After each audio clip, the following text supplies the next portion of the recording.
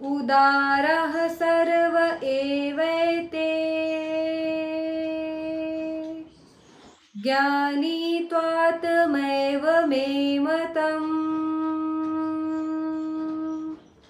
आस्थितः स हि युक्तात्मा मामेवानुत्तमां गतिम्।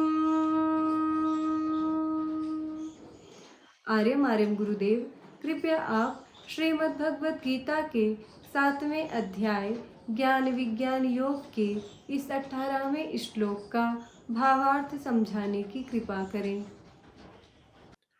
तो एक श्रेणी बना रहे हैं, वर्गीकरण कर रहे हैं और सूक्ष्म रूप से एक स्पष्टीकरण करते हैं कि वैसे तो मुझे सभी भक्त प्रिय हैं और मेरे जितने भी भक्त हैं सभी को मैं श्रेष्ठ मानता हूं, लेकिन उन भक्तों में भी अगर कोई व्यक्ति ज्ञान को उपलब्ध हो जाता है, अगर कोई ज्ञान की शरण ले लेता है, तो उसको मैं अपना आत्म स्वरूप मानता हूं। वो लगभग ऐसा मान के चले कि मेरी आत्मा का ही स्वरूप है, यानी कि उसकी ऐसी भी स्थिति हो सकती है कि ज्ञान की पराकाष्ठा को जब वो मनुष्य उपलब्ध हो तो उसमें भगवत्ता के लक्षण प्रकट होने लगे।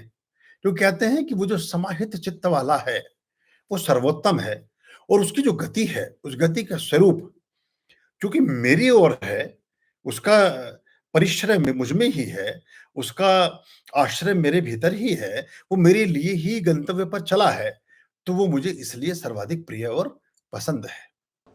बहूनां जन्मनामन्ते ज्ञानवान् मां प्रपद्यते वासुदेवाः सर्वमिति स महात्मा सुदुर्लभः। आर्यम आर्यम गुरुदेव, कृपया आप श्रीमद् भगवत गीता के 7वें अध्याय ज्ञान विज्ञान योग के इस 19वें श्लोक का भावार्थ समझाने की कृपा करें। तो कहते बहुनाम जन्म नाम अंते, बहुत सारे जन्मों के अंत में और सभी तरह के अंत के जन्म में। देखिए बड़ा विरोधाभासी सेंटेंस है, जन्मों का अंत और अंत का जन्म।